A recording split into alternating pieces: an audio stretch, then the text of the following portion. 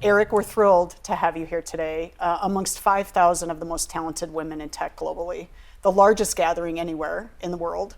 And you are leading for McKinsey as a senior partner, all of digital for North America, as well as some incredible transformations. Welcome to this episode. Thank you, Julie. Thank you for having me. Eric serves clients in a wide range of industries on large-scale digital and analytics transformations, core technology and operating model modernizations, productivity improvement programs, and also digitally enabled growth.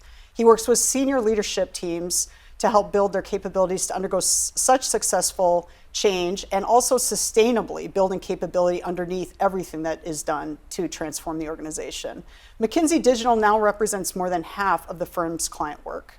Previously, Eric was the managing partner of McKinsey's Canada operation, where he oversaw the development and growth of McKinsey Montreal, Toronto, Calgary, and also Vancouver offices. He's a member of McKinsey's Shareholder Council, the firm's board of directors, and he also serves on the board of the Montreal Heart Institute Foundation and on the advancement board for the McGill University Faculty of Engineering. Thrilled to have you here today. Thank you. Thank you. Great to be And here. I actually have to start by elevating something else about you that's really important, especially given the topic, and that's that you're the father of two daughters. I am. Actually, I have two daughters. One is 23, the other one's 26. No sons. And so, being around women has been something that's been present with me all the time. I also have two sisters, no brothers. My grandmother had 11 kids. This was in the time of the Quebec families being gigantic, 10, 11 kids. She had 11 kids. She had 6 daughters and 5 sons. And she raised that household so that all the daughters were super educated. They became lawyers, they became doctors. They all had university degrees. They all had careers, successful careers. They still do for some of them that are not retired. And that was unusual back then. At least in Quebec it was. And that kind of went down to my dad, who raised us, my two sisters and I, with exactly the same mindset. And frankly, my wife and I are trying to do the same thing with our daughters. And so possibilities, you can do anything you want, and I'm hoping that the workplace they're going to join is going to be the one I would wish for them to join, which is open. Possibilities are great. It's diverse, and there's no glass ceiling, and so yeah, it's a cause that's dear to my heart. It makes sense, and also the fact that you had so much passion and energy that you actually published a book that's coming out soon on this whole topic of diversity and inclusion in organizations and the power that is unleashed financially, but also culturally when you truly do get that ultimate place with that topic. So we're going to dive into that a little bit, but do you want to talk a little bit more about the underlying passion of why you did that? Yeah, well, so you characterized it as a book, but it was more of an article. I am publishing a book as well on digital and analytics. That's coming up. But the article we published on D&I was basically focused on technology. So the situation in the world of technology, and what we're finding out is obviously the discrepancies are even stronger in the world of technology. So less women are in the technology workforce, less blacks are in the technology workforce than on average for other types of profession. And even at McKinsey, frankly, some roles, like I'll take data engineering, for example, that's a place where we have work to do, where frankly our ratio of equity and equality are not the same, and so we're working on that. We know from our own research as well as others that if you truly do get to a place of having diversity and inclusion at the top of organizations from a leadership standpoint, that your financial outcomes are going to be 25% or more higher than those organizations that don't. We know that. And so from a why do we do this, it's not just a nice thing. It's about truly creating financial growth that's accretive, that drives stock price, that creates additional jobs for families. Anything more you want to say about that topic? I would say those facts have been around for a long time. I forget when we published the first Women in the Workforce, but it must have been 12, 15 years ago. And that was the breakthrough research back then which we put out, we have repeated that research. The same results get confirmed year over year. So from a business standpoint, it's obviously that makes sense. I think it just makes sense also from just, society and being a dad and tying back to where we started the conversation. It's clear that enterprises, companies prefer to have that environment. I don't think there's anybody debating it right now. I don't think that's a topic where people say, well, I'm not sure that I should not be a diverse organization. But how to get there is not that straightforward. And so, the data is showing improvements. The improvements are never as fast as we'd like them to be. And so some good news in this, but also, frankly, more to be done. And I'm sensing, at least certainly at McKinsey, I'm sensing the topic is top of mind, very top of mind, every week, every day. I talk about this topic. There's a forum where we're talking about what should be the future leaders. Okay, are we diverse enough? Are we thinking about all the diversity aspects? We're evaluating people. Well, now we have diversity metrics that we embed into this. Are those people that are actually fostering diversity? Getting feedback on my own configuration on teams right now, which I find phenomenal, but that's recent. That's 2 years old, where I'm being told for all the teams that I staff to serve clients, how am I doing in terms of staffing those teams in a diverse way? Makes you reflect. Sometimes I go, I'm pretty proud around here. Frankly, I'm not paying enough attention there. And so every day, the topic rightfully comes from one angle or the other, and I think we're not leaving any room to not have it top of mind. And so we're making progress in this sense, but I think we're always a bit disappointed with this speed of progression. What are we shooting for? What's the perfect best-in-class organization, whether it be teams that you deploy?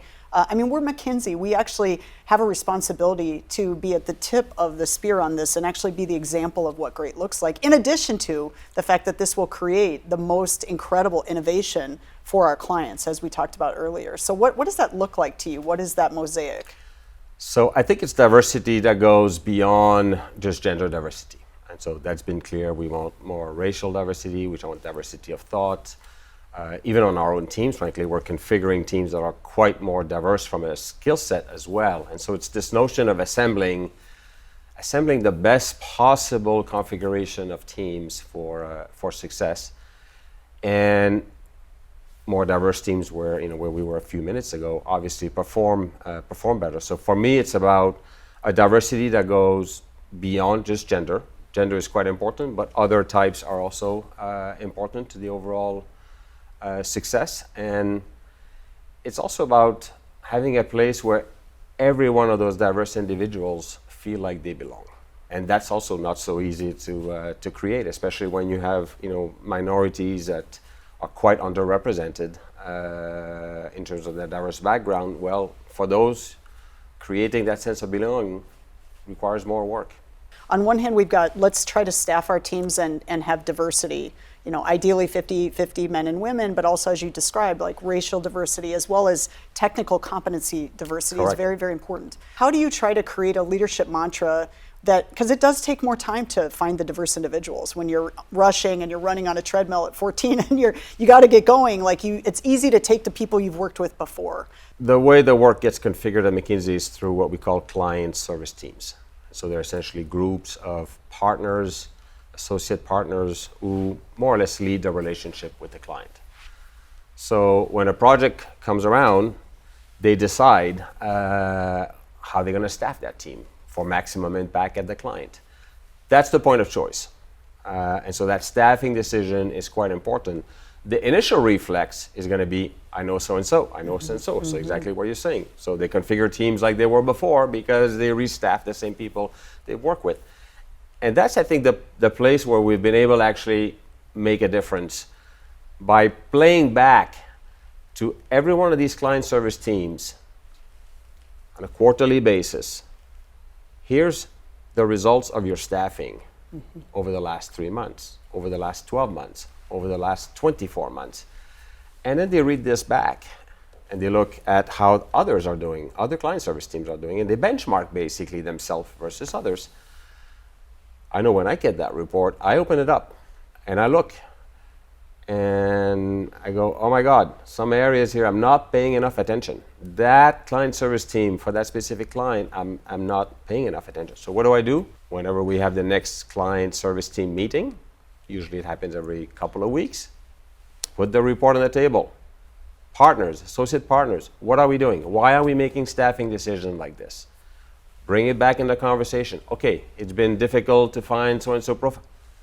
Forget the excuses. Okay, let's go broader. Let's go elsewhere. Have we thought about so-and-so? Okay, but maybe not, maybe they don't know the client. Okay, they'll get to know the client. And so it's actually not that complicated at the end of the day, but I have found actually that when you put the measurement, and people know what's right, but the fast pace of just getting in the war, getting in the flow, sometimes makes us forget that there's a point of decision here that's important for us at staffing. There are others, but that one is quite important. You're not just interested in having diverse teams, you're committed. And with that commitment comes a measurement called a dashboard. And with that dashboard comes an operating model where it's actually lifted up and you're evaluating yourself against peers around what that true diversity is. Correct. I mean, that's really, really critical. Yes. The commitment, obviously, I mean, if there's not a commitment, there's no starting point to the flywheel. The measurement at the point of choice. So making sure that we kind of, there's lots of information in life, but that information for us around staffing is one of many, maybe we'll talk about the others, one of many important decision points. And so being able to inform that decision, quite important. And then after that, frankly, evaluation. Because not everybody is going to step up. And so how do we do that part? So we evaluate partners every year. The evaluator, who does a review, will basically say, Eric, interesting. You have some of the least diverse client service teams of the firm. What's happening? Point of feedback in the memo. 1 year goes by, evaluator comes again. Same profile. Okay, now it's time to take consequences. Performance evaluations get downtick, because there's no progress. Or the reverse, we celebrate people that actually achieve, quite good performance on that front. Talk to me about how clients respond when you really do get diversity as close to diverse against a measurement as our goal is. First of all, how they respond poorly when you don't get it right, because I think that's usually the first feedback that you get, and you get it all the time now. So it's you show up with a team that's not diverse. You're sending a signal. I mean, maybe everybody you're showing up with is spectacular, but you are showing up, you are sending a signal that maybe you don't value that as much because you didn't pay attention to that. And not just you didn't pay attention, like if you really thought it was the best possible way to add value to have a diverse team, you wouldn't be showing up with not a diverse team. So people pay attention. They pay attention at and they also have their moment of choice when it's time to select a consulting partner. And so they say, you know what? They showed up with a diverse team. They didn't. Diversity is important to me. So as a client, I make the choice to go with the diverse team. And so that's clear. And I think, I appreciate that they're voting with their feet. Usually when you get it right, that's more on the it's expected now. So it's less that they come and tap you, oh, you got it right, Eric. Nicely done. They expect that of me, and frankly, that's fair. And I expect that of anybody. We have over 5,000 amazing technologists at McKinsey. It's one of the very poignant reasons why I joined. And of that, we have matching sort of data to what's in the industry on women and men. And we're sitting with 5,000 women technologists from all over the world. And yet in 2021, there were 14% fewer women in entry-level engineering positions. And also, when you look at specifically Black workers in this space, 13% of the labor force represented only 4.5% of software developers.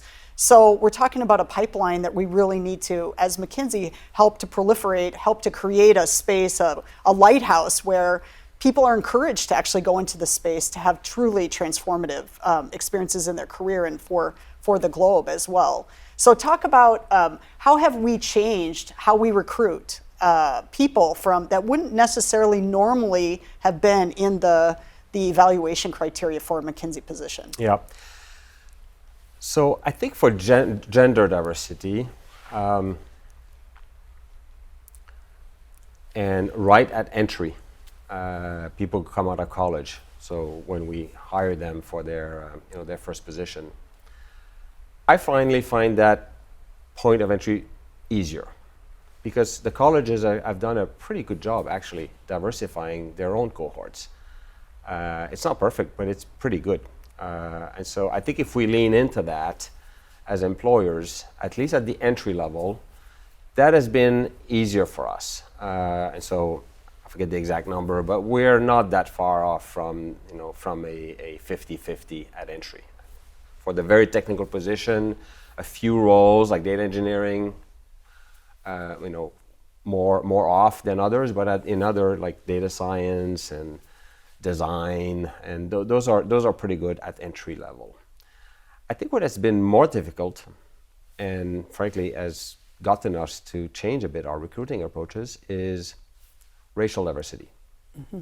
So hiring blacks in these roles, we started to say, well, we're not going to the places where these folks graduate. And so we had we had our own bias in the way that we were sourcing in the first place. If you just source from whatever Ivy League schools, you're going to have a structural bias in that recruiting, and may not just be racial, by the way, could be of other types as well. And so we decided to open up. So now we recruit about 45 schools in the U.S. And we do a much better job on racial diversity. So we have some schools that are particularly good on that front in terms of a pipeline. And so we're being more thoughtful on where we're sourcing, and we're ready to open up the aperture to go to the places where that diverse talent is going to be. You hired me, and I didn't come right out of school. I'm a seasoned founder, hardcore technologist.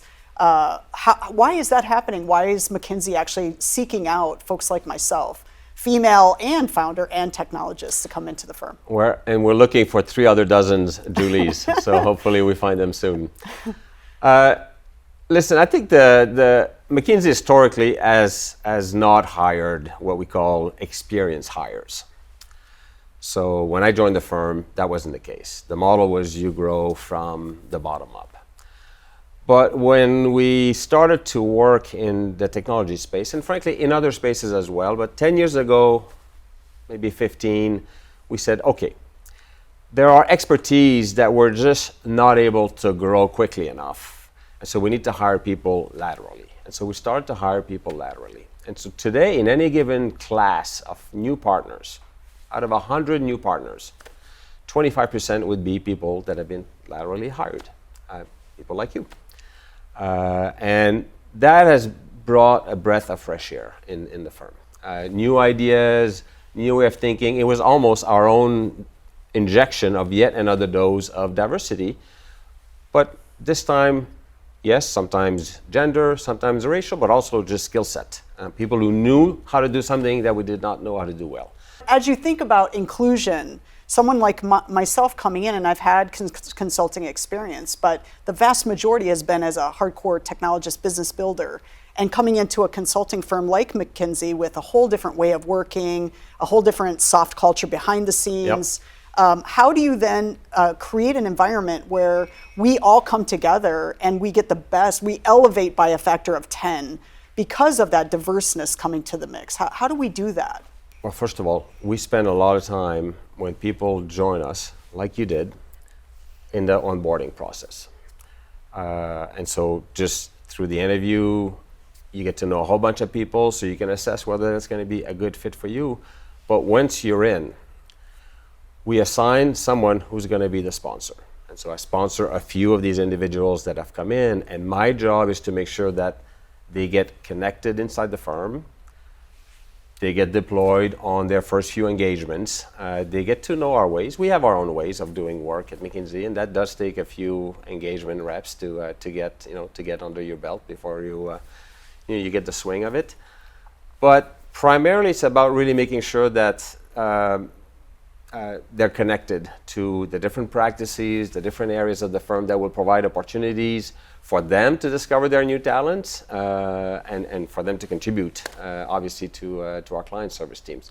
We view that transition as actually quite quite important, and we like people to go through the steps. So a bit of a trajectory of, okay, I experienced this as a member of the team, I experienced this as a leader of the team, I experienced this as a partner overseeing the team, and so that progression of experiences is also important to make you feel like you understand how the organization works.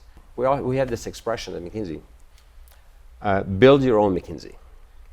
What does that mean?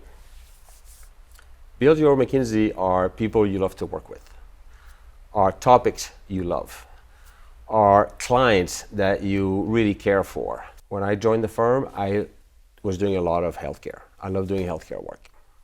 And so I had a community of healthcare people that I joined. They brought me on engagements, and when I was a little more senior, I brought others, and we helped each other out, and that was one gang. I had another gang around the office where I started, which was up in Montreal in Canada. And we had a passion for actually developing the Quebec community and the Montreal city. And we drove a number of initiatives around that. I remember doing something around school dropout. We had a passion around really improving kids staying in school. And so we had a major effort for 2 years almost, where we just pro bono, where we just went after that. And that was a great community. And so the place is really diverse to start with. And there are places where you're going to find fantastic affinity. And so it's also about having a system that's very fluid, and you finding the communities that really make you thrive. I'm going to pivot a little bit to the most recent Women in the Workplace report that we do. We interview millions of individuals, and we come back every year with what is the state of women.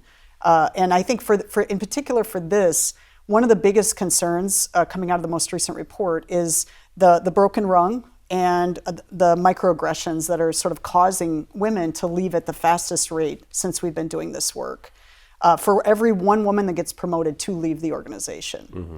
And as we dig into the research, it's around microaggressions, which, to bring to life what that means, it means some of the stuff we a little bit talked about of, the conversations behind the scenes of, in our language or in another company of staffing teams or deciding who's going to go lead the next initiative and having it be, the guy that you worked with so frequently that you know and you trust, as opposed to saying, wow, we have this Julie woman, like she's an entrepreneur. Would she be, set up to potentially go figure out what an MVP is in that space? How do we, and I'm going to ask you this question with your daughter's voice in your ear, actually.